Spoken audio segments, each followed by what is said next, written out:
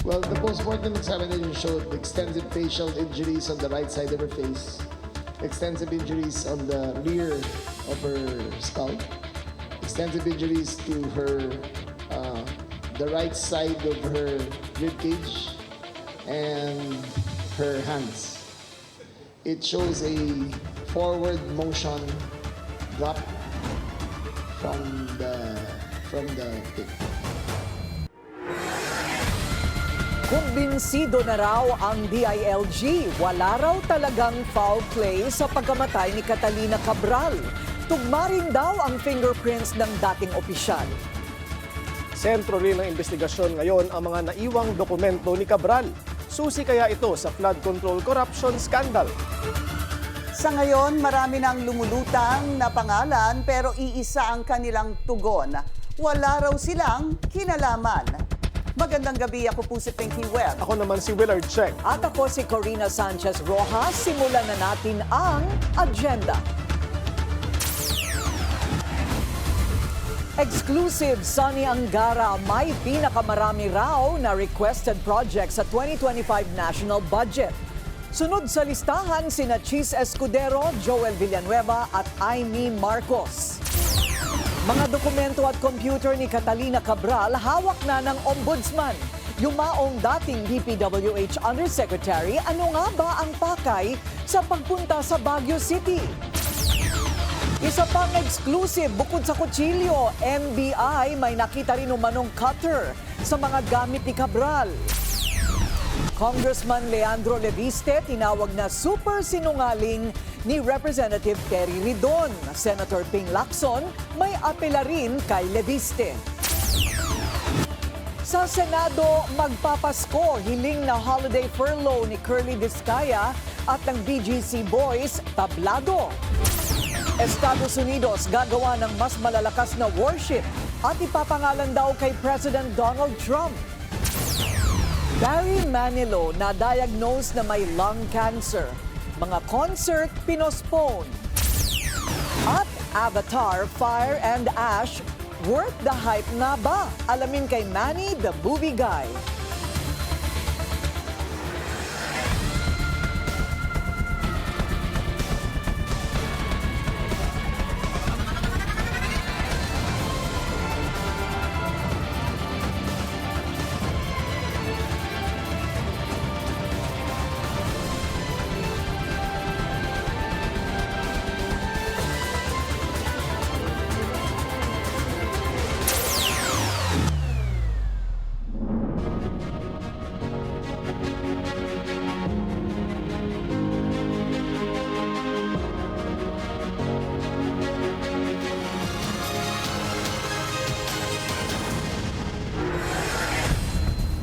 No senator left behind sa 19th Congress. Lahat daw sila nag-request ng mga proyekto sa ilalim ng 2025 National Expenditure Program o NEP.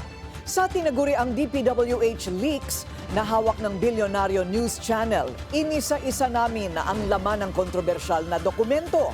At narito ang unang bahagi ng exclusive agenda report ni Joash Malimban. As a general rule, with very little exceptions, it is Yusek Maria Catalina Cabral, with the imprimatur of Secretary Mark Villar, and later continued by Sec Manny Bonoan, who had control at the DPWH level to remove, include, add, deduct, or modify insertions of items in the NEP for infrastructure or those pertaining to DPWH. November 14, 2025, nang idetalye ni former DPWH Undersecretary Roberto Bernardo ang umano'y sistema ng korupsyon sa budget ng ahensya. Aniya, mula sa pagbuo pa lang ng National Expenditure Program o NEP, tila meron na agad designated proponents at sponsors ng mga proyekto na siyang tumatanggap ng porsyento o kickback. Ang isa sa mga umano'y architect ng sistema, walang iba kundi ang yumaong si former DPWH Undersecretary Maria Catalina Cabral. Yusek Cabral would tell me that she would communicate and meet legislators to inform them of the amount of their allocations and ask them for titles of projects that they want to include in the DPWH budget. Sa patuloy na paggulong ng investigasyon sa flood control scandal, naging laman ng mga balita ang mga dokumentong naglalaman umano ng listahan ng mga proyektong ipinasok sa NEP at kung sino ang mga proponent o nag-request nito. nakakuha ang Billionaire News Channel ng kopya ng umano'y DPWH leaks. Nilalaman nito ang listahan ng mga senador na nag-request daw ng mga proyekto at ang detalye ng mga proyektong ito para sa 2025 NEP. Para sa unang bahagi ng aming report, ilalabas namin ang lahat ng mga senador na nakapaloob sa DPWH leaks. Pinakamaraming requested projects umano si former Senator at ngayon DepEd Secretary Sonny Angara, na proponent ng 105 projects sa 2025 NEP. July 2024 na-appoint si Angara bilang DepEd Secretary mula sa pagiging isang senador, ilang buwan matapos simulan ang budget setting para sa 2025. Pumapangalawa si Senator Cheese Escudero na may 34 projects. Ikatlo si Senator Joel Villanueva na may 30 projects. Ikaapat si Senator Amy Marcos na may 28 projects. 14 projects naman ang nakalaan para kay Senators Alan at Pia Cayetano. 11 projects para kay Senator Mark Villar. 11 projects din para kay Senator Grace Poe. Tig-siyam sina Senators Raffy Tulfo at former Senator Bong Revilla. 7 para kay former Senator Coco Pimentel. Tig-anim naman sina Senators Migs Zubiri at Jinggoy Estrada. 5 projects each para kina Senators Bongo, Bato de la Rosa, Lito Lapid at former Senator Francis Tolentino. 4 projects each for Senators Loren Legarda, Win Gatchalian at former Senator Nancy Binay. 2 projects each for Senators JV Ejercito, Robin Padilla at former Senator Manny Pacquiao. Isa naman para kay Senator Risa Hontiveros. Inappropriate intervention ang pagre-request ng isang politiko ng proyekto habang binubuo ang NEP. Ayon yan kay former Yusek Bernardo, dahil dapat na manggaling ang budget proposal sa mga opisyal lamang ng DPWH. Corroborated ang nakuha naming mga dokumento ng sworn affidavits na isinumite ng ilang dawit na DPWH official sa flood control scandal. Tugma ito sa mga inilistang proyekto ni Bernardo na pinanumpaan niya sa Senate Blue Ribbon Committee hearing, maliban sa mga nabanggit nitong proyekto na produkto ng mga umano'y BICAM insertion. Existing din ang mga proyektong ito base sa transparency server ng DPWH. Sinisikapan ng Billionaire News Channel na kunan ng pahayag ang lahat ng nabanggit na former at incumbent senators. Bukas ang BNC para sa kanilang panig. Para sa agenda, Joash Malimban, Billionaire News Channel. Ilang senador na ang nagbigay ng pahayag sa tinaguriang DPWH leaks. Ayon kay Senator Jinggoy Estrada, wala siyang alam tungkol dito at hindi raw sila nag-sponsor o nag-endorso ng mga proyekto sa National Expenditure Program. Nagrekomenda lang daw sila ng mga proyekto na formal na hiniling ng mga LGU. Dagdag ng senador, alam na ito ng ICI. Si Senator JV Ejercito naman, wala raw siyang dealings kay former Undersecretaries Cabral at Bernardo. Ganito rin ang posisyon ni former Senator Bong Revilla.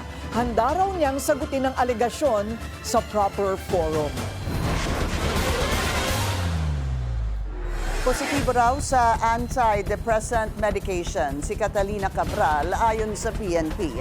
At habang gumugulong ang investigasyon sa kanyang pagkamatay, may iba pang mga impormasyon ang lumulutang mula sa mga gamit na nakita sa kanyang kwarto hanggang sa malalim na kaugnayan niya umano sa Ion Hotel. Ang detalye sa exclusive agenda report ni Hannah T.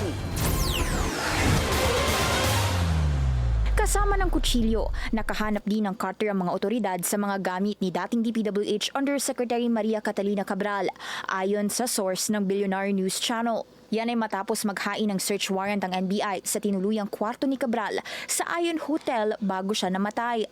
Una nang sinabi ni NBI spokesman Palmer Malyari sa BNC na ongoing ang parallel investigation nila tungkol sa manner of death ni Cabral. Sa iba pang impormasyong nakalap namin, more than a guess daw kung ituring si Cabral sa pagbubukas ng Holiday Inn Baguio City Center noong July 2018. Ayon sa aming source, si Cabral ay kabilang sa mga VIP sa inauguration ng hotel na nooy konektado kay David Sanchez. Siya ang unang inreport ng BNC na di umano'y may kaugnayan kay Cabral, pero totally untrue anya ang mga paratang sa kanilang relasyon. Sa panahong yun, kilala ang Holiday Inn Baguio bilang pag-aari ni Sanchez at ng kanyang mga kapatid in partnership with IHG Hotel and Resorts. Pero sabi ng source ng Billionaire.com, dumaan sa financial trouble ang hotel nung pandemic na nauwi sa disputes sa loob ng pamunuan at kalaunay departure ng huling IHG manager noong 2021. Ilang SEC documents ang lumitaw na as of 2022, si Sanchez ay naging pangulo ng DM Capital. Ito ang inilistang owner ng Holiday Inn Baguio bago ang transition pa Ion Hotel. Sa pinakabagong records ng SEC, nabawasan ang stake ni Sanchez sa DM Capital matapos dagdagan ng kanyang mga kapatid at anak ang kanilang mga hawak na shares. Formal na nagpalit ng pag-aari ang hotel noong 2022, kasabay ng pagpalit ng pangalan bilang Ion Hotel. Patuloy ang paghingi namin ng panig ni Sanchez. Una nang ibinalita ng BNC na ino-operate ng Potiel Resort Management ang Ion Hotel. 99% owned ito ni Ralph Robintan, ang umano'y close associate ni Benguet Congressman Eric Yap. Ang mga footprint na ito, event trail at dokumento ang mas nagpapatibay sa nauna ng pahayag ni DILG Secretary John Vic Remulla sa BNC na naging beneficial owner si Cabral ng Ion Hotel. Ipinangalan daw ito sa partner niya at itinransfer sa business associate ni Eric Yap. Nananatiling bukas ang BNC sa panig ng mga kampong nabanggit. Para sa agenda, Hannah Tia, Billionaire News Channel. Hawak na ng Office of the Ombudsman ang mga dokumento at computer mula sa opisina ni former Undersecretary Catalina Cabral. Laman nito ang records mula sa nakalipas na 10 taon. Tiniyak ng DPWH na makikipagtulungan ito sa mga investigador. Sanib puwersa na rin ng PNP, ICI at Ombudsman para sa masusi at malalimang forensic examination ng tinaguriang Cabral Files. Pumunta umano si Maria Catalina Cabral sa Baguio City para maningil ng utang ng kontratista. Ayon ito kay Caloocan City 2nd District Representative Edgar Erice. Sa On Point ng Billionaire News Channel, sinabi rin ni Erice na madalas bumisita si Cabral sa Baguio matapos niyang mag-resign sa DPWH. Nakuha raw ni Erice ang impormasyon mula sa anyay very reliable source. At doon siya siguro nagre-relax at ang tinitira niya hindi naman hotel kundi isang mansion. Hindi ko lang alam kung sino yung may-ari ng mansion. Kinwestiyon din ni Erice kung bakit hindi pa frozen ang mga assets ni Cabral. Nakakapagtaka rin bakit principal siya sa problema na yan, ayon kay Yusek Bernardo, bakit hindi na-freeze yung account niya? At ang aking balita rin sa mga aking mga reliable informants, nakakapag-withdraw siya na nakakapag-withdraw ng cash sa bangko. May apela si Senate President Pro Tempore Ping Lacson kay Batangas Congressman Leandro Leviste. Dapat daw linawin itong hindi kasama ang mga bagong halal na senador ngayong taon sa umano'y insertions sa 2025 budget. Dagdag ni Lacson, simulat sa pool ay hindi siya nakisali sa anumang uri ng pork barrel. Batay sa tinaguriang Cabral Files na hawak niya, sinabi ni Leviste na bilyones ang insertions ng mga senador. Inamin din niya na kasama sa listahan ang nanay niya mismo na si Senador Loren Legarda. Maghahain ng resolusyon si Batangas Congressman Leandro Leviste para imbestigahan ng Kamara ang umano'y budget insertions ng Bicol Saro Party List. Gusto ring ipasilip ni Leviste ang mga DPWH project ng Bicol Gold Rock Construction, GCI Construction at iba pang kumpanyang pagmamay-ari ni na Steve at Gigi Ibasco. Nanawagan din ng kongresista na magbitiw si Bicol Saro Party List Representative Terry Ridon bilang chairman ng House Committee on Public Accounts para magbigay daan sa naturang investigasyon. Sagot ni Ridon, super sinungaling si Leviste at fake news ang akusasyong mayroon siyang budget insertion. Makakausap po natin ngayon kaugnay dyan si Bicol Saro Party List Representative Terry Ridon. Magandang gabi po sa inyo, Congressman Ridon. Ay, magandang gabi po. Maraming salamat sa pag-imbita. Opo. Yung basis po ng pagkakatawag po ninyo ng super sinungaling kay Congressman Lean Leviste. Well, alam po ninyo, sa dalawang mga malalaking mga programa kahapon, ang sabi niya ho, meron daw po akong insertion sa 2025 budget. Pero ang problema po roon, hindi pa ako kongresista nung binubuo po yung 2025 budget ng 2024. Kasi kakapasok ko po lang po ng June 30, 2025. So paano ako makakapag-insert? Dito pong mga project insertions po for the 2025 budget. And di syempre, napa-attract siya ron. No? Sabi niya, hindi, I'm referring only to Bicol Saro projects. No? Pero if you review the transcript, talagang ang kanyang those two programs. It was Terry Ridon who made the insertions in the 2025 budget. Kaya sinabi ko sa kanya talaga, super sinungaling at fake news prince. Ito pong si Congressman Leviste. So ano po sa palagay ninyo ang basihan? Kung umatras po siya, did he apologize? Or ano po sa tingin ninyo ang motibo ni Leviste? I think it was originating on a challenge to him to basically just release the Cabral list. Kasi nga ho, sabi niya siya, di naman nagsabi, it is too important. Meron daw congressman, may senador, may public, may mga executive officials, and meron po nga private individuals who made insertions in the 2025 budget. And more importantly, it was with him as early as September 2020. So if it were that important, dapat linabas na ho niya in the soonest time, lalo tigit nung buhay pa si Undersecretary Cabral, the only person that can actually authenticate that particular list. No? So, hanggang ngayon, wala pa rin ho siyang linalabas na listahan. I don't know the reason kung bakit po siya nagpipigil dito po sa paglabas po ng dokumentong ito. Ang kanya pong paliwanag kahapon ay dahil po sa kailangang maberipika daw ang accuracy ng listahan at tanging si DPWH Secretary Vince Dizon lamang daw ang maaaring makapagsabi nito. Ano po ang inyong reaksyon doon? Well, una, hindi ho totoo yun. Kasi una sa lahat, ang sabi niya nung umpisa, when he was being challenged, sabi niya, well, House members didn't want the list to be released. And I told him na, well, there's nothing stopping you from releasing it, your House member. So secondly, umatras siya dun sa point na he wants the assent of Secretary Dizon. Pero to be very clear, ang sinasabi niya, from September, the Secretary Dizon already gave the authority for Yusek Cabral to give it to him. So ibig sabihin, hindi na niya kailangan ng further authority to even release that particular list. Kasi siyempre, ang assumption ho natin doon, that is an official transfer of documents from Yusek Cabral to him. No? So kumbaga, there is no reason really for him to keep on insisting na hindi niya ilalabas po itong listahan na ito. Ano po, meron na po ba kayong reaksyon mula kay Secretary Dizon tungkol po dito sa listahang ito? Bakit nga ba hindi pa ilabas? Well, I think yung pong way forward na ginawa na po ng DPWH ngayong araw po na ito is that they're giving all of computers and all of the files, digital copies of Yusek Cabral's office to the Ombudsman, which is basically the proper, the proper process management of these particular lists. No?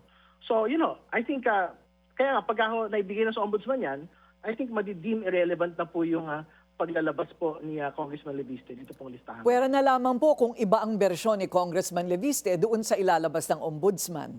Dahil yan po actually, yes. Yan po yung relevance actually nung pong dapat immediate disclosure na ginawa na po niya sana. Kasi nga, if makita ho natin for example in the digital copies of the computers, may tatagpi ho natin ito doon sa hawak po niyang listahan. Kung may nadagdag, may nabawasan, or may nabago sa mga listahan po na ito. So, kumbaga, the onus is really on him to make the disclosure in the soonest time. So, huwag niyang guluhin yung debate. Ang debate dito, nasaan na po yung listahan ng mga insertions ng mga congressman, senador, executive officials, at mga private persons. May plano po ba kayong hakbang laban kay Ginoong Leviste? Wala naman ho. Ang bahala na ho siguro ng publiko magdesisyon kung sino yung nagsasabi ng totoo rito. At more importantly, Pasko naman ho. Bisperas na ho ng Pasko bukas. Siguro mas magandang yun na ho muna na unahin po natin dito. Maraming salamat sa inyong oras. Bicol Saro Party List Representative Terry Ridon. Maraming salamat.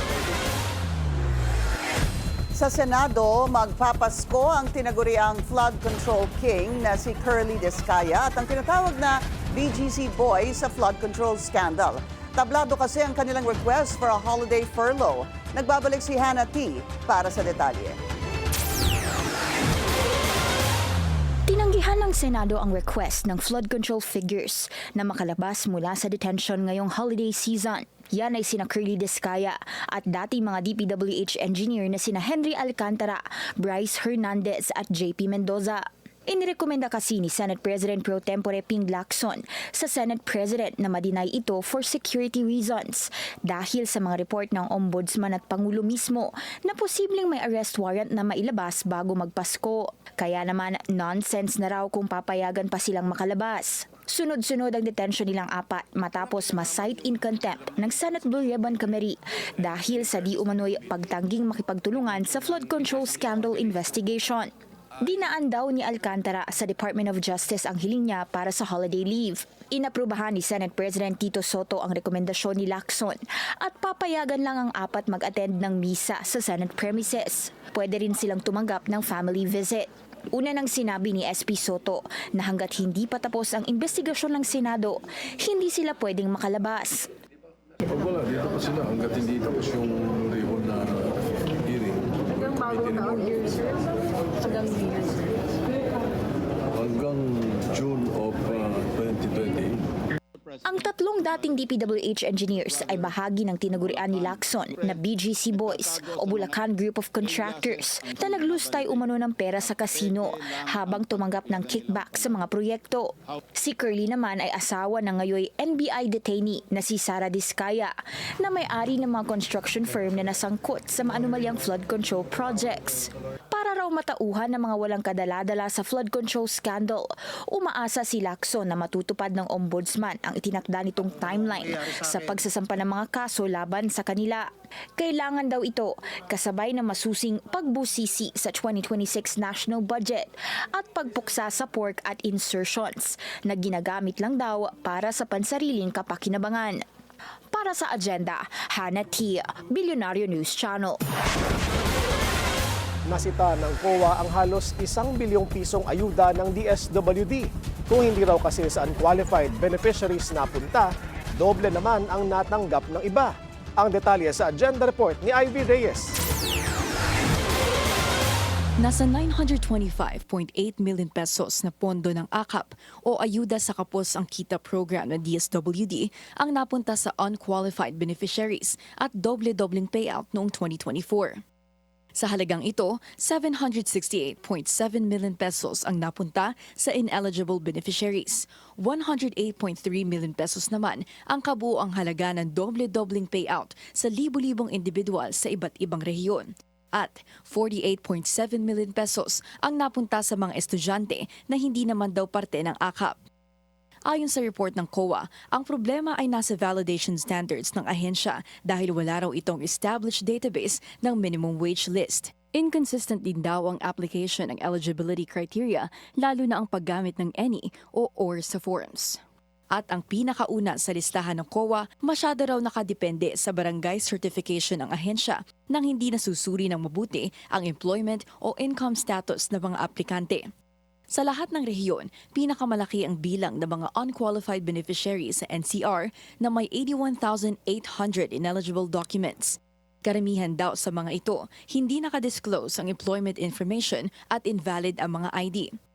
Ang mahinang cross-matching at verification system sa ahensya din daw ang dahilan kung bakit umabot sa higit 108 million pesos ang halaga ng mga nadobling payout. Wala raw kasing uniform system pagdating sa pag-check kung sino ang nakakuha na ng financial at iba pang assistance, lalo na kapag sabay-sabay ang payout ng AKAP at ng iba pang programa ng DSWD gaya ng AIX o Assistance to Individuals in Crisis Situations. Ayon din sa COA, ang lahat ng financial aid na nasa AKAP, nasa AIX din.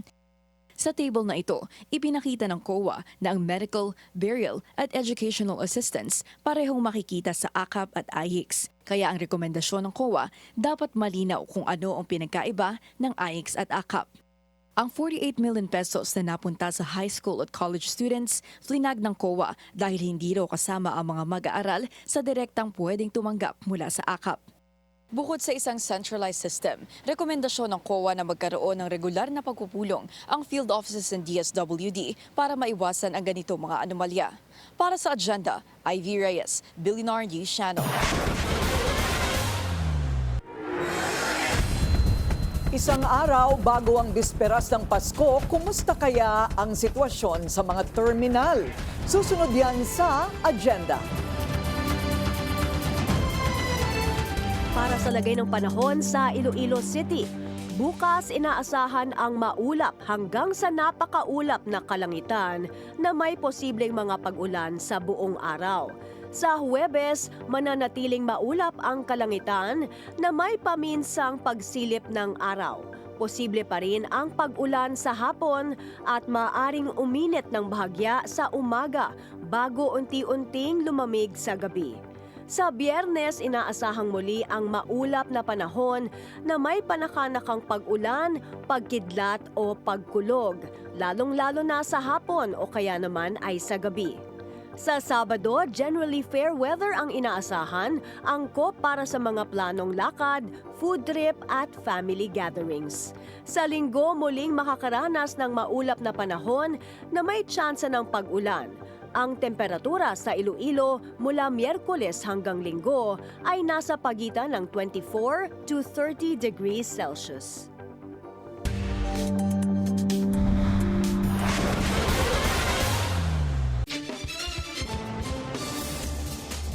Traffic check muna tayo ngayong Martes. Sa Marcos Highway, SM Marikina, moderate ang daloy ng mga sasakyan sa eastbound lane. Light naman ang westbound lane. Magpapatupad ng adjusted holiday schedule ang MRT3. Bukas at sa December 31, 4:30 a.m. ang unang biyahe mula sa North Avenue Station habang 7:45 p.m. ang last trip. Sa mga manggagaling naman sa Taft Avenue, 5:05 a.m. ang first trip at 8:23 ng gabi ang huling biyahe. Sa mismong araw ng Pasko at Bagong Taon, magsisimula ang operasyon ng tren, 6:30 ng umaga, 10:30 p.m. naman ang last trip mula sa North Avenue at 11:09 p.m. sa Taft Station. Regular ang schedule sa December 26 hanggang 30 at January 2 onwards. On the rush na ang biyahe sa Paliparan. Alamin natin ang sitwasyon sa NAIA Terminal 3. Naroon si Just Ignacio para sa kanyang live agenda report. Just, ano na ang update dyan? Willard, bukas ay bisperas na ng Pasko pero ang ilan pa sa mga pasahero dito sa NAIA Terminal 3 ngayon pa lang babiyahe o kakarating lang para makahabol sa kanilang Noche Buena. 5% o aabot sa humigit kumulang 2.55 milyon ang inaasahang pagtaas ng mga pasahero na tatagsa sa Ninoy Aquino International Airport ngayong holiday season. Simula yan noong December 20 hanggang January 4, 2026. Sa pagtaya ng New NAIA Infrastructure Corporation, higit 13,000 flights ang posibleng hawakan ng NAIA na anilay mas mataas kumpara noong nakaraon. Naitala naman ng NNIC ang pinakamataas na bilang ng mga pasahero sa kasaysayan ng paliparan sa loob ng isang araw nitong Sabado, December 20, matapos pumalo sa 171,306 ang mga passengers sa NAIA. Umabot din anya sa 950 flights ang bilang ng mga biyahe sa nasabing araw. Kalahati raw sa mga ito, ayon sa NNIC, dumaan sa pinakamalaking terminal ng NAIA, ang Terminal 3. Willard, sa kabila nito, tinitiyak naman ng NNIC na nananatiling maayos ang operasyon ng paliparan dahil sa koordinasyon sa airside management, kabilang ang gate allocation, airside control at ramp operations. Balik sa iyo, Willard. Just, kumusta naman ang seguridad dyan sa NAIA? Willard, ang Department of Transportation, nagpatupad sila ng plan na biyaheng ayos Pasko 2025. Nag-a-apply yan sa lahat ng mga transport ay yung mga public terminals at yung mga terminals na kabilang na itong mga paliparan kung saan itong specific period na ito simula December 20 hanggang January 4 ay mahigpit, naka-heightened alert sila, mahigpit yung kanilang seguridad. Willard? Maraming salamat, Just Ignacio. Nag-ulat ng live mula sa NAIA Terminal 3. Holiday rush is real para sa mga pauwi ng probinsya. Alamin natin ang sitwasyon sa NLEX at sa Parañaque Integrated Terminal Exchange sa agenda report ni Ian Maghanoy live mula sa NLEX. Ian, ano nang iyong update? Nako, Corina, para sa mga motorista, Para sa mga motorista na dadaan pa lamang dito sa North Luzon Expressway ay asahan na ang mabigat na daloy ng trapiko dahil ramdam na yung traffic congestion dito nga sa northbound lane ng Balintawak Toll Plaza ng NLEX. Isang araw bago ang bisperas ng Pasko at ngayong oras ng rush hour, alas 6 ng gabi. Ayon kay NLEX spokesman Robin Ignacio, pasado alas 9 ng umaga nang magkaroon ng traffic build-up sa toll plaza ng Balintawak dahil nga yan sa mga motorista ng Metro Manila na pawang umuwi ng kanilang probinsya pa North Luzon para doon mag-celebrate ng Kapaskuhan. Walang estimated na bilang ng mga sasakyan na naitala ang NLEX mula sa bottleneck traffic na ito. Pero pagtataya ng NLEX, abot ang trapiko ng NLEX Balintawak Toll Plaza pa northbound hanggang NLEX Bukawi, Bulacan. Inaasahan anya na magtatagal ang usad pagong na trapiko na yan ng hanggang 30 minuto.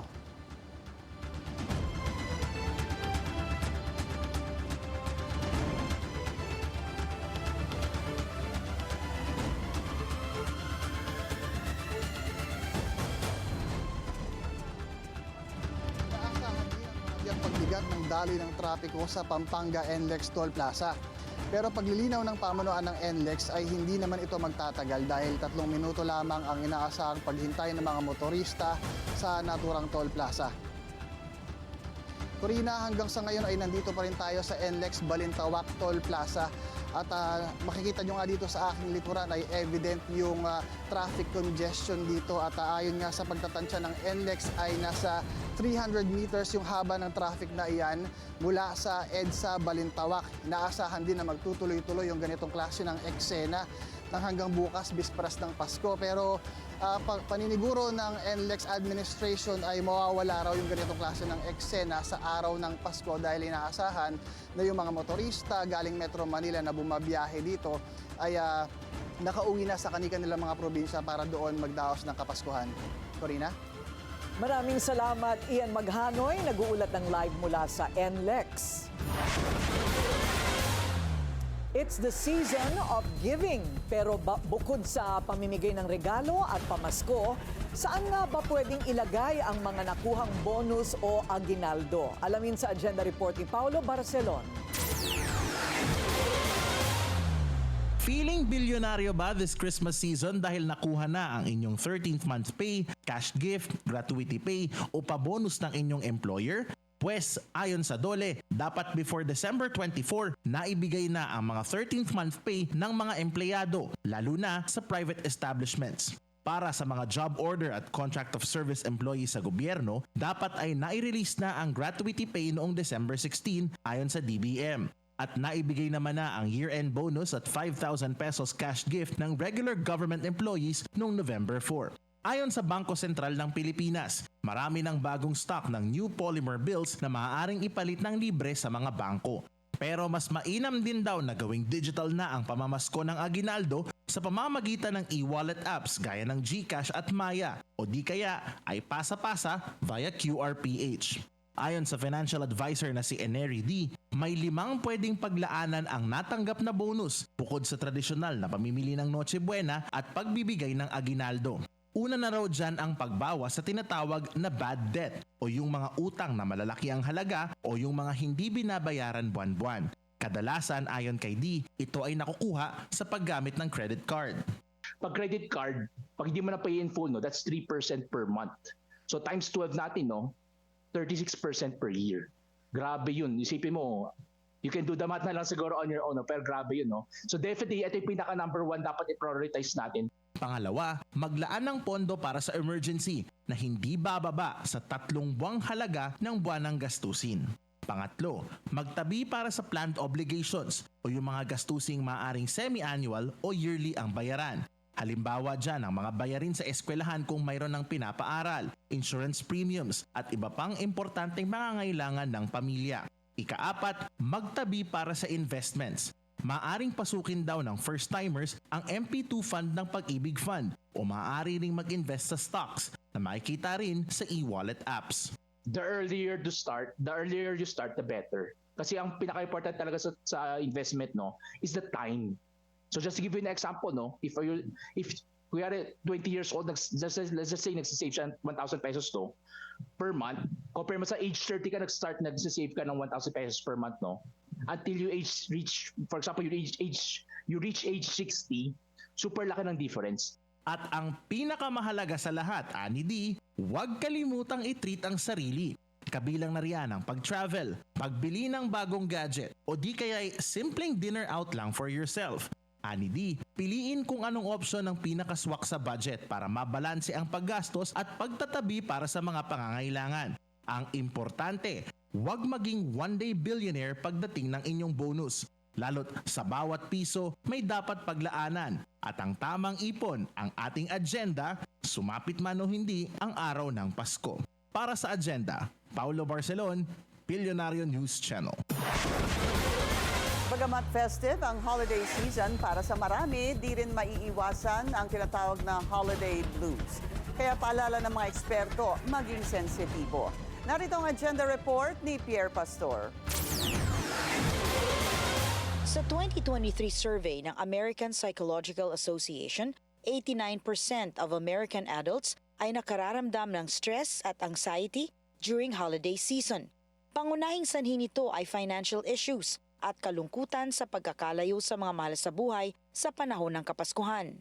Sa Pilipinas, bagaman wala pang estadistika, nagbabala mga eksperto dahil dumarami ang nakararanas ng tinatawag na holiday blues. Sometimes they will come to you, masakit ng dibdib, nahihirap ako huminga. Pero yung pala, ang problema nila, mental health. They're lonely, their families are elsewhere, yung tatay niya nagtatrabaho abroad, at malungkot sila sa Pasko.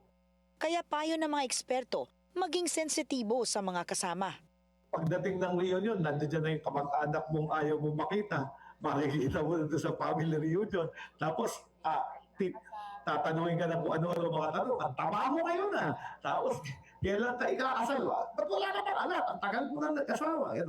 So, yung mga tipong asar, di ba? Yung mga pakasar. So, lahat niyan, let's all be kind to each other. Maging mapagmatsyag din sa mga kaanak o kasamahan na sobrang nalulungkot. May crisis hotline ang National Center for Mental Health.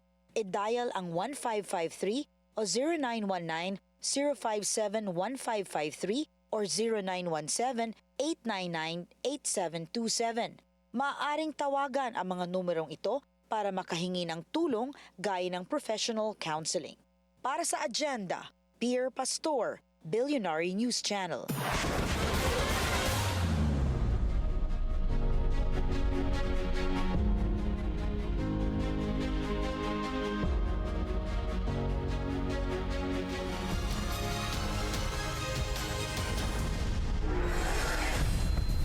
Officially ruled out na ang foul play sa pagkamatay ni dating DPWH Undersecretary Catalina Cabral. Ito ay ayon sa DILG.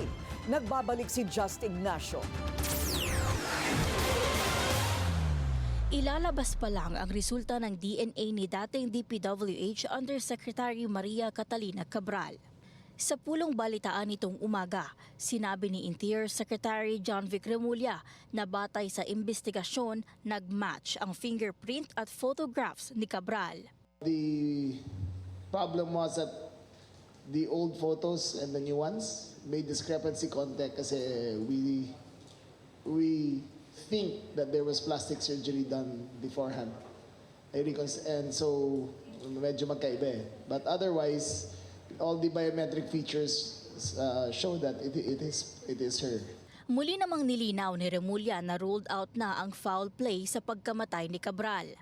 Well, the postmortem examination showed extensive facial injuries on the right side of her face, extensive injuries on the rear of her skull, extensive injuries to her the right side of her rib cage and her hands.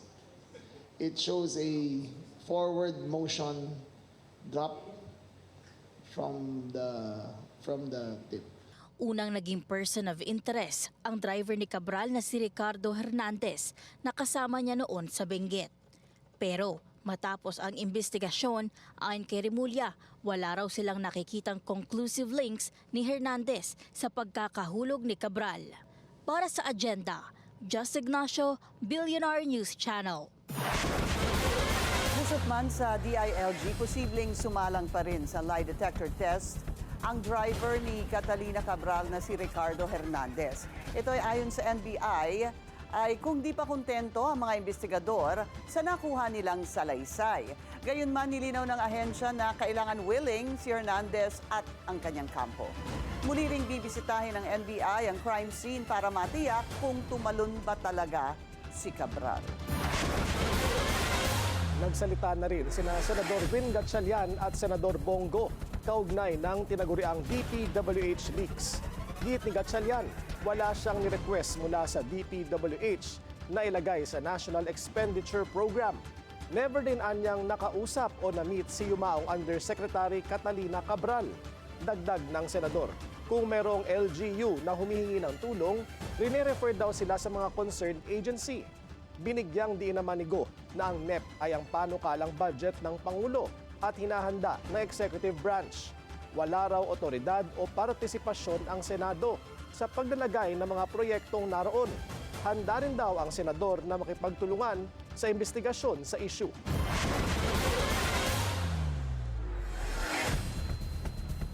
May resibo raw ang kampo ni Ramil Madriaga na magpapatunay na kilala siya ni VP Sara. Itinatanggi man ng bise ang anumang kaugnayan sa dati niya umanong bagman, iba raw ang sinasabi ng isang video mula noong 2020 campaign. Yung sa mga larawan, madali niyang i-deny yun kasi marami nagpapapicture sa mga politiko. Pero yung isang video footage na nakuha namin sa YouTube, maririnig mo ron, siya pa yung, during the campaign yan, I think February 6 or 7, 2020, yan, yung video na yan. Siya pa yung kumuha ng bandera at ang tawag niya, Sir Ram. Hinahanap niya si Sir Ram, which is si Ramil Madriaga. Ayan. At tapos, yung mga tao sa paligid, sinabi kay Ramil na, Kuya Ram, hinahanap ka ni Mayora. So, the video speaks for itself. Sa kanyang affidavit, sinabi ni Madriaga na suportado o mano ng mga pogo at drug lord ang political campaign ni VP Sara. Paniwala ni Duterte, may kinalaman ito sa kanyang posibleng pakdakpo sa 2028, bagay na itinanggi ng abogado ni Madriaga. Si dating Negros Oriental Congressman Arnie Teves ang binisita ni VP Sara sa Camp Bagong Diwa, hindi si Ramil Madriaga. Ito ay ayon kay DILG Secretary John Vic Remulla. Anya, nagkamustahan lang daw ang bise at ang dating kongresista at wala nang iba pang pinag-usapan. Matatanda ang sinabi ng kampo ni Madriaga na 2 beses nagpunta si Duterte para siya umano ay kausapin.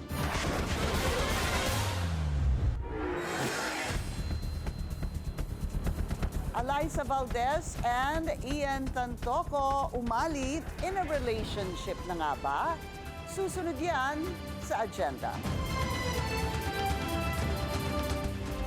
Para sa lagay ng panahon sa Tagaytay City sa susunod na 5 araw, bukas inaasahan ang maulap na kalangitan na may posibleng panakanakang pag-ulan.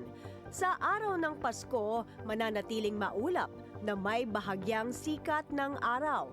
Perfect ang malamig na panahon para sa Christmas gatherings kasama ang pamilya. Sa Biyernes hanggang sa Linggo, inaasahang mas gaganda ang panahon at mas kaunti ang tsansa ng ulan. Good weather para sa inyong pamamasyal at holiday bonding.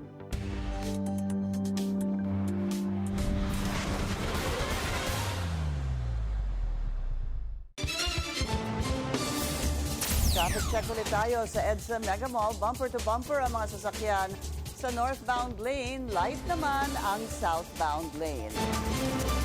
Sinampahan ng graft complaint si Health Secretary Ted Herbosa at 2 pang opisyal ng DOH sa Office of the Ombudsman. Kasama sa reklamo sina Health Assistant Secretary and Spokesperson Albert Domingo at Director Tina Marasigan. Kinontrata umano ng 3 ang Philippine Collective Media Corporation sa halagang 98 million pesos. Ayon sa complainants, ginamit ang government-funded radio program na pinasigla para sa media placement at self-promotion ng mga opisyal. Pumalag ang DOH dito at sinabing sumunod sa patakaran ng gobyerno ang kanilang anchoring at hosting duties sa radio program.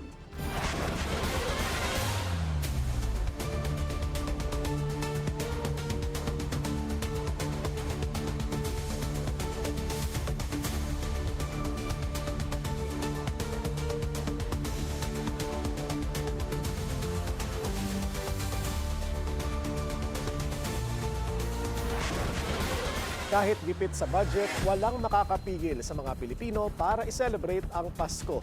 Sa Business 360 ng Billionaire News Channel, sinabi ni Steven Cua, Executive Director ng Philippine Amalgamated Supermarkets Association, na steady pa rin ang bentahan ng Noche Buena at Media Noche items. At kahit hindi na marami ang mabibili ng 500 pesos tulad dati, pasok pa rin naman daw ito sa simpleng handaan ng isang maliit na pamilya. Demand is good. It's just that people have been, reacting or overreacting to the, statement given by the DTI Secretary that 500 pesos is enough for a family of 4 to celebrate Noche Buena. Yes. Medyo hype ng konti. Mga netizens nagre-react and overreact na. Diba? Overly critical. My extreme example is you give the beggar 450 pesos, he'll make 6 people happy that Noche Buena meal. Diba? Yes. The Secretary is not asking us to spend 500 pesos. It's not an instruction, right? It's a suggestion that you can make do with that, but if you got 50,000 to spend for your family, why not? Don't drink and drive and watch what you eat. Ilan lamang yan sa paalala ng DOH ngayong holiday season. Narito ang agenda report ni Pierre Pastor. Sa tala ng Health Department, laganap ang road accidents, fireworks-related incidents, mga heart attack at asthma flare-ups sa panahon ng Kapaskuhan. Dahil dito sinimulan na ang taunang pag-iikot ng DOH sa mga ospital para makita ang kahandaan ng mga ito. Naka-code white ang mga DOH hospital mula December 21 hanggang January 6. Halagang paalala po, marami sa mga ito ay kayang iwasan kung ang tamang kaalaman, disiplina at malasakit sa sarili ay susundin. Muling ipinaaalala ng DOH na maging responsable, don't drink and drive. Karamihan kasi ng sangkot sa mga aksidente sa daan ay nakainom ng alak.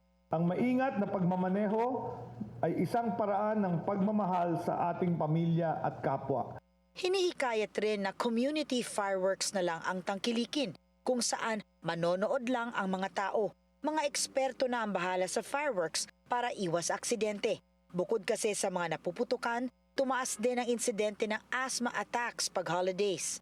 The highest number of asthma exacerbation visit in the emergency room actually is on January. So most probably because of the pollution or the firecracker effects. So number one, the weather changes. So the cold, dry air can irritate actually our airways. Ilang taon na ring naoobserbahan na dumadami ang kaso ng non-communicable diseases pag holiday season, gaya ng holiday heart syndrome at naha-heart attack pa kung kailan Pasko.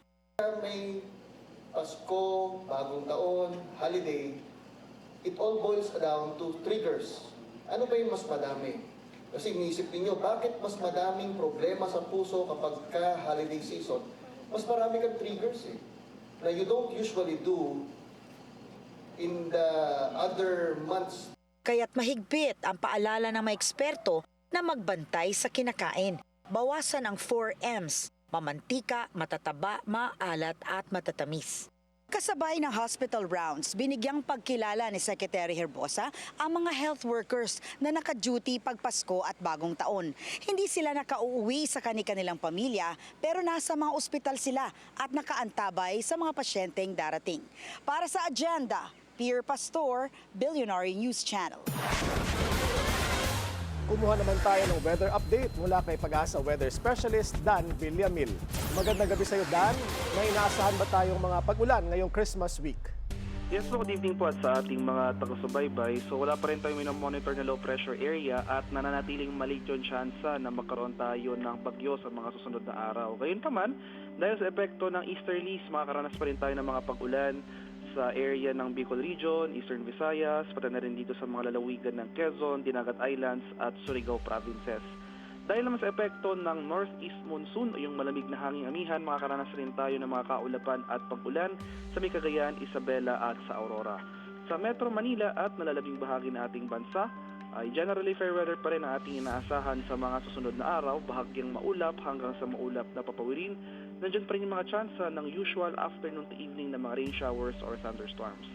Sa kalagayan naman nating karagatan, sa kasalukuyan, wala na tayong nakataas na gale warning, pero iba yung pag-iingat pa rin sa ating mga kababayan na maglalayag sa northern and eastern seaboards ng Luzon dahil makakaranas pa rin tayo dyan ng katamtaman hanggang sa maalong karagatan. Sir Willard? Ganyan na rin ba ang inaasahan nating sitwasyon bago mag-New Year o may inaasahan pa tayong sama ng panahon? Up until towards the end of the year po, Sir Willard. So makakaranas pa rin tayo ng mga pag-ulan dito sa eastern section ng ating bansa. Dulot po yan ng epekto ng shear line at ng ating northeast monsoon. So for the rest of the country, so Metro Manila at malaking bahagi ng ating bansa, generally fair weather ang ating mararanasan. Pero nandiyan pa rin yung mga tsansa ng mga thunderstorms. And nananatiling low chance rin po na makakaranas tayo ng low pressure area o anumang weather disturbance up until towards the end of the year. Maraming salamat sa update, Pag-asa Weather Specialist Dan Villamin.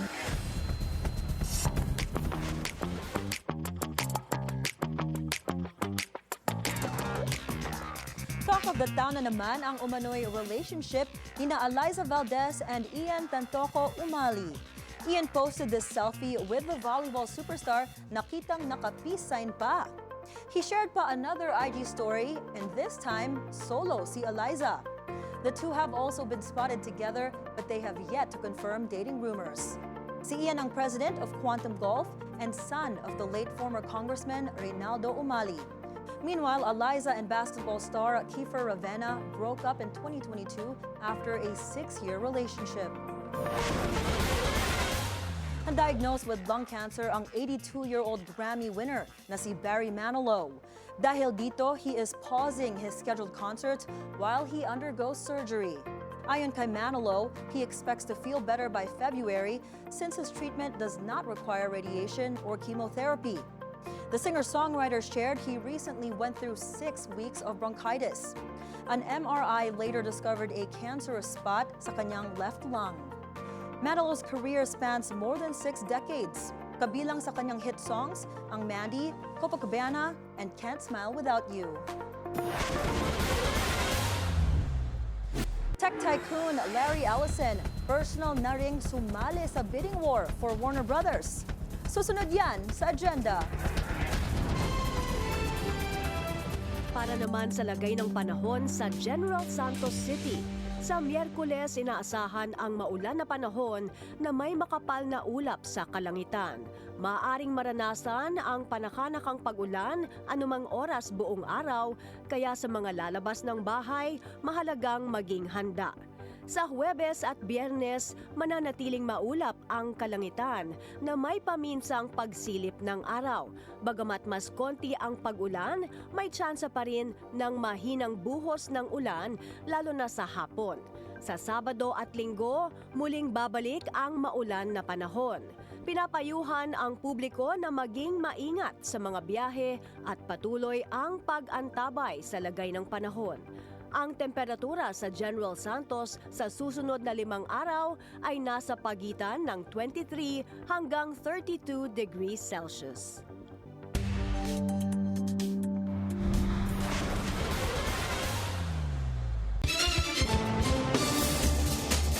Isa pang traffic check ngayong Tuesday rush hour. Sa EDSA Guadalupe, mabilis ang daloy ng mga sasakyan sa northbound lane. Moderate to heavy naman ang southbound lane. Gagawa ang Estados Unidos ng mas malalakas na warship at ipapangalan ito kay President Donald Trump. Mas malaki, mas mabilis at 100 times more powerful daw ang mga gagawing Trump-class battleship. Gagamit din daw ito ng AI at laser technology. As you know, we're desperately in need of ships. Our ships some of them have gotten old and tired and obsolete. And we're going to go the exact opposite direction. These cutting-edge vessels will be some of the most lethal surface warfare ships. They'll help maintain American military supremacy, revive the American shipbuilding industry, and inspire fear in America's enemies all over the world. We want respect. We're going to have it. We already have it. We're more respected now than we ever were. Libo-libo ang wala pa ring kuryente sa San Francisco kasunod ng massive blackout noong weekend. Kasama sa mga apektado ang mga robo-taxi sa syudad. Narito ang agenda report ni U.S. correspondent Henny Espinosa.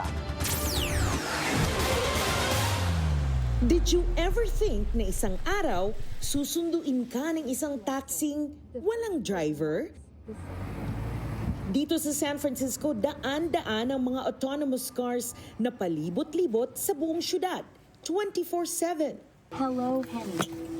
Ilang beses na rin ako nakasakay ng Waymo pero hindi pa rin ako sanay na walang human driver itong sinasakyan kong kotse. Ang tanong, kaya bang mag-adapt sa real-world driving conditions nitong mga kotseng ito? Noong Sabado, nagkaroon ng malawakang blackout sa syudad. 1/3 ng San Francisco o 130,000 na residente nawala ng kuryente matapos magkaroon ng sunog sa isang PG&E electric facility. Biglang tumigil ang ilang Waymo robo-taxi sa gitna ng daan nang pansamantalang itinigil ang serbisyo ng dahil sa power outage na naging sanhi ng malubhang traffic.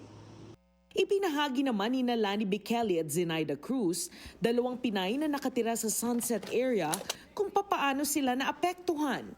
Marami kaming ganito. Talagang talagang maraming ganito kami dito sa bahay. Siguro mga 10. Meron kaming ganito.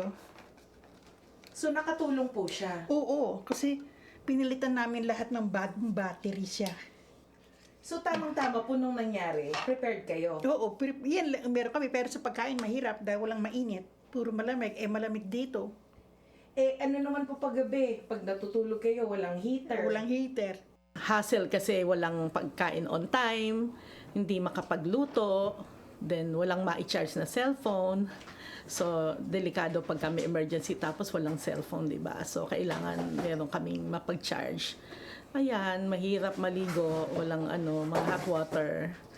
Naibalik na ang kuryente kina Lani at Zenaida pero inabot din ito ng halos 2 araw. Never pa na-experience yung gantong katagal and gantong karaming affected na families. Sana wag namang mangyari na to ulit. Ang haba-haba ng oras. Kami, 41 hours, wala kaming kuryente. Kaya nung nagka-kuryente kaninang alas 7, sabi ko, oh, thanks God, meron na kaming kuryente. Ayon sa PG&E, na-restore na ang kuryente sa halos lahat ng apektadong residente. Pero libo-libo pa rin ang walang kuryente Lunes ng gabi. Ang sabi ni San Francisco Mayor Daniel Lurie, milyon-milyong dolyares ang nawala sa syudad nang dahil sa malaking power outage. Para sa agenda, Henny Espinosa, Billionaire News Channel, San Francisco. Minarkahan ng COA ang MMDA dahil sa mga natenggang proyekto ng ahensya. Tila nagkulang daw ito sa maayos na pagpaplano. Ang detalye sa agenda report ni Lyja Bonzo. Tinatayang 1.1 billion peso worth ng infrastructure projects ng MMDA ang na-delay ayon sa 2024 audit report ng Commission on Audit. Katumbas ito ng 21 proyekto kung saan 15 ang partially accomplished at 6 ang nabigyan na ng notice to proceed pero wala pang nasisimulan na proyekto. Bilang epekto, hindi ito natapos bago ang 2024 at sabi ng COA, hindi nagampanan ang benepisyo na sana ay naihatid sa publiko. Bukod sa 2024 projects, may nakita rin ang COA na ilang proyektong nasimulan na noong mga nakaraang taon pero hindi pa rin natatapos as of December 2024 na nagkakahalaga ng 762.89 million pesos. Kabilang dito ang paglalagay ng LED solar-powered streetlights sa C5 na nagkakahalaga ng 348.30 million pesos na nabigyan na ng notice to proceed noong 2022. Kabilang din sa na-delay ay ang paglalagay ng garbage traps sa Metro Manila Waterways na isa sa may mataas na contract cost sa delayed projects na nagkakahalaga ng tinatayang 299 million pesos. Bukod sa garbage traps, may nakita ring problema ang COA sa Phase 1 ng Metro Manila Flood Management Project ng MMDA. Ang 5 completed projects kasi sa ilalim nito ay na-delay ng 13 hanggang mahigit 300 araw, habang 4 naman sa ongoing projects ay na-delay rin ng 1 hanggang mahigit 600 araw na lagpas na sa original na contract periods ng mga ito. Ayon sa COA, isa sa maaaring dahilan ng delayed implementation ng Metro Manila Flood Management Project ay ang underutilization ng loan funds na nakalaan para dito. Sa dokumento ng COA, September 2017 pa nang magkaroon ng loan agreement ang Pilipinas at World Bank Group IBRD kasama ang Asian Infrastructure Investment Bank para masuportahan ang DPWH at MMDA na i-improve ang flood management sa ilang lugar sa Metro Manila. Sa mga isinumite raw na dokumento ng MMDA, ilan daw sa dahilan nito sa delays ay weather disruptions, material shortages at overlapping site activities. Pero sagot ng COA, bagaman karamihan sa idinadahilan nito ay external at unseen factors, karamihan naman daw dito ay maaaring naiwasan kung nagkaroon ng maayos na pagpaplano at metikulosong pag-evaluate ng kakayahan ng mga kinukuhang supplier at contractors. Dagdag ng COA, para sa mga susunod na phase ng proyekto, dapat magkaroon ng mas malakas na koordinasyon ang DPWH at MMDA. Sa latest updates ng MMDA sa COA, sabi nito, ang mga extension naman daw sa implementasyon ng proyekto ay naaayon sa procurement laws at may malalim na batayan. As of April 2025, sa 58 outstanding contracts ng ahensya, 35 na raw ang nakumpleto, 15 ang ongoing, 3 ang ipapabid muli, 1 ang discontinue at 4 ang kanselado na. Para sa agenda, Elijah Bonzo, Billionaire News Channel.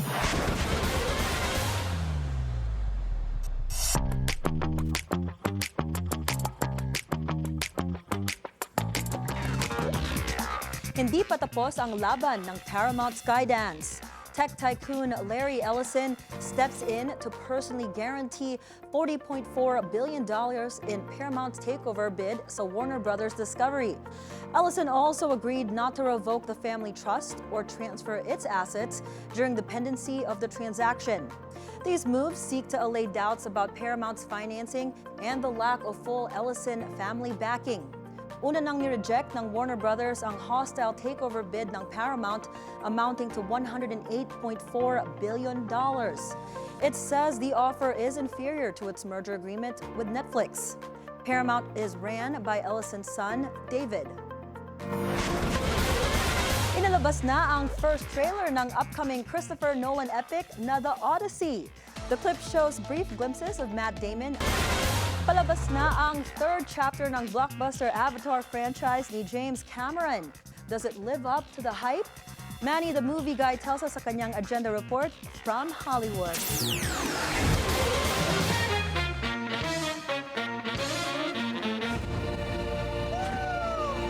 The familiar world building, ang mga well-worn characters, sila'y nagbalik sa pangatlong installment ng Avatar mula kay James Cameron.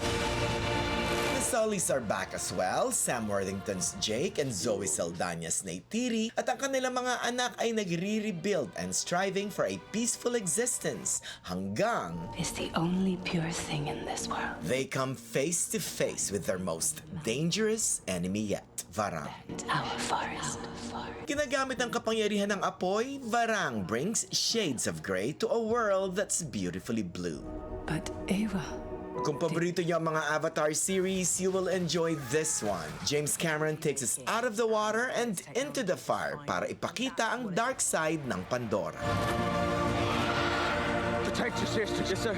Using the most technologically advanced 3D system, mamamangha kayo sa beautiful canvas Cameron and company have created. Ito ang isa sa mga highlights ng Avatar films. You'll be delighted with some of the new creatures dito sa pangatlong pelikula.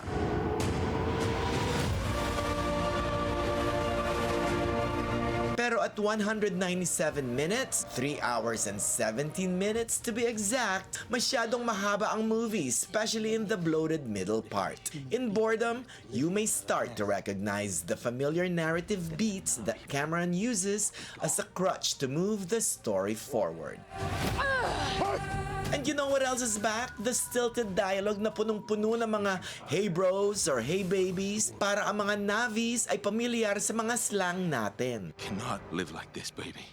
In hate. Pero nagustuhan ko ang eye-popping climax. The emotionally satisfying battle scene is worth your time and money and pays off the groundwork laid in previous chapters. Nagustuhan ko rin ang compelling addition ni Varang, played by Una Chaplin. She becomes the yin to Neytiri's yang, a mirror of grief and rage. So let the battle for survival begin. Goddess has no dominion here. And for that, Avatar Fire and Ash gets 3 out of 4 Fight Fire with Fire kisses. Panoorin nyo ang Avatar Fire and Ash sa pinakamalaking screen if possible. Para sa Agenda, Manny the Movie Guy, Hollywood. Yun palang itsura ni Manny, the movie guy. Manny, the movie guy. We match with the Avatar. Oo. Blue Kala tayo ko lahat. Avatar. Okay, it's 2 days to go before Christmas. Do you feel it? Yes. You feel it? Really? Si Pinky naman kasi, magaling mag-time manage. Ikaw ang magaling mag-time manage, No, hindi ako. not this year. I'm killing Ikaw ang pro myself. dyan. Ha? Ikaw ang professional. Hindi, akala ko kaya ko. Kasi gusto ko lahat masaya. Hindi ko pala sila kaya lahat masaya. Napagod ako. Oo, napagod ako. Busy. So my resolution is next year, no way, hindi ko na ito uulitin. When do you start decorating for Christmas? September ba? October. Oh, see? Early. I did early. I started early. You got your gift so early from me. Oh. Actually. Pero hindi pa rin nagkasya ang oras. Pag uwi ko mamaya, planting rice na naman. Planting rice. Ako, I don't feel the holiday season. I don't Bakit? feel like it's Christmas. Ang dami nangyari this year. Ay, dinidibdib mo naman masyado ang flood control projects. Oh, true. Huh? I don't know. Like with the traffic. Yan lang yung Christmas lights na the kumukuti-kutita. Yung lights sa EDSA. Yun lang yung ramdam ko. Oo nga. Dapat Pero paramdam- ganun talaga, di ba? Dapat pakanta natin kay Mo yung kanta ng Aegis, Which is? Christmas bonus. Ay, Para Christmas maramdaman bonus. niya talaga yung Pasko. Oo nga. Parang wala ka Kantahin mo matanggap. kaya? Actually. Ay, wala na ka. Pasample, Willer. Direct minus 1 nga. Hindi, hindi mo natanggap yung sayo? May bonus ba tayo? Kaya pala, Kaya pala ganyan ang feeling Ilan mo. ako, 1.5. Ikaw? 1.5, 1.8. Konti lang naman yung difference. Senior ka eh, ganun Guys, talaga. 1.8 litro ng soft drinks. O, ikaw? 1.5 litro. 1.5. Ano pareho kayo? Ayun. Napakirendian ko sabi ka.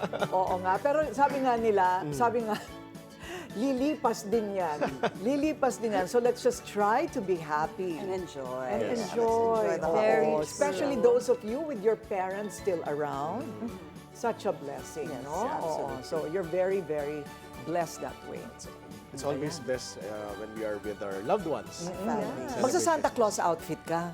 Hindi na kasi sumikip eh. Ah, Hindi na sumikip? kumasya. Eh, uso putok naman na. yan sa mga Santa Claus. Ikaw naman, oo. So, pero yung traffic, maghanda kayo pagdating ng panahon na ginagawa ng EDSA. Oh, they're starting tomorrow. They're starting. No? So, 24, tomorrow na. So, we hope that by See what Christmas, happens. tapos na, no? Next year. Hopefully, let's see. 8 months daw eh. Yeah. Oo nga. 8 months. So, we'll Tingnan see. natin. Sana. Oo.